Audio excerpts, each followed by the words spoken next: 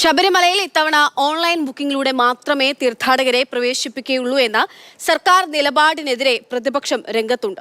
ഇത്തവണ പ്രതിദിനം പരമാവധി 80,000 പേരെ മാത്രമേ സന്നിധാനത്തേക്ക് പ്രവേശിപ്പിക്കൂ. വെർച്വൽ ക്യൂ ബുക്കിംഗ് സമയത്ത് തന്നെ യാത്രാ വഴി തെരഞ്ഞെടുക്കാനുള്ള അവസരം ഒരുക്കാനാണ് സർക്കാർ തീരുമാനം. പ്രശാന്ത് കൃഷ്ണ ഇതുമായി ബന്ധപ്പെട്ടുള്ള വിവരങ്ങൾ നൽകും.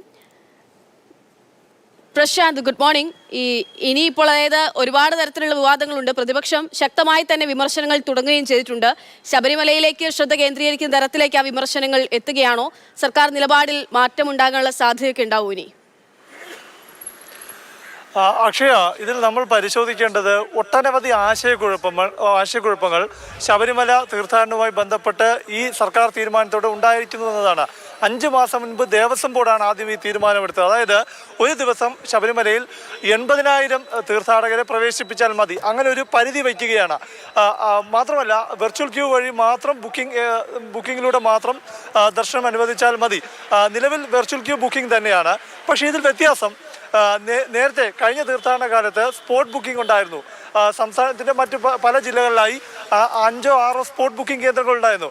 വെർച്വൽ ക്യൂവിൽ ബുക്ക് ചെയ്യാൻ കഴിയാത്ത ഒരു തീർത്ഥാടകന് ആ സ്പോട്ട് ബുക്കിംഗ് കേന്ദ്രത്തിൽ പോയി ബുക്ക് ചെയ്യാം. അതിപ്പോൾ നിലയ്ക്കൽ ബുക്ക് ചെയ്തും തീർത്ഥാടകന് ദർശനം നടത്താനുള്ള അവസരമുണ്ടായിരുന്നു. അതായത് ഒരാൾ കെട്ടി ശബരിമലയ്ക്ക് യാത്ര തിരിച്ചാൽ നിലയ്ക്കൽ വന്നാൽ അവിടെ സ്പോട്ട് ബുക്കിംഗ് ചെയ്ത് ആധാർ അടക്കമുള്ള രേഖകൾ ഹാജരാക്കി സ്പോട്ട് ബുക്കിംഗ് ചെയ്ത് അവിടെ നിന്ന് മലയാത്ര തുടരാൻ സാധിക്കുമായിരുന്നു.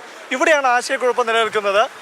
അതായത് ഇന്നലെ മുഖ്യമന്ത്രിയുടെ ഓഫീസിൽ നിന്ന് പുറത്തിറങ്ങിയ റിലീസിൽ വെർച്വൽ ക്യൂ വഴി മാത്രമേ ദർശനമുണ്ടാകൂ. അതായത് 80,000 പേർക്ക് മാത്രമേ ഒരു ദിവസം ദർശനമുണ്ടാകൂ, സ്പോട്ട് ബുക്കിംഗ് ഉണ്ടാകില്ല എന്ന കാര്യം വ്യക്തമാക്കുന്നുണ്ട്.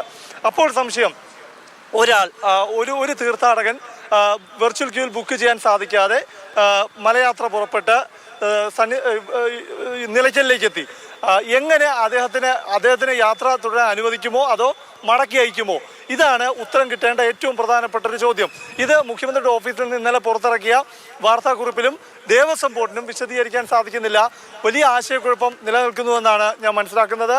അതങ്ങനെ തന്നെയാണ്. കാരണം നമുക്കറിയാം, 80,000 എന്ന പരിധി തന്നെ ഒരുപക്ഷെ ശരാശരി വിശ്വാസികൾക്ക് അംഗീകരിക്കാൻ പ്രയാസമുള്ള കാര്യമാണ്. കാരണം ഒരു തീർത്ഥാടകൻ, അത് നമുക്കറിയാം, കേരളം, തമിഴ്നാട്, ആന്ധ്ര അടക്കമുള്ള തെക്കേന്ത്യ സംസ്ഥാനങ്ങളിലെ തീർത്ഥാടകരാണ് കൂടുതലായി ശബരിമല യാത്രയ്ക്ക് വരുന്നത്.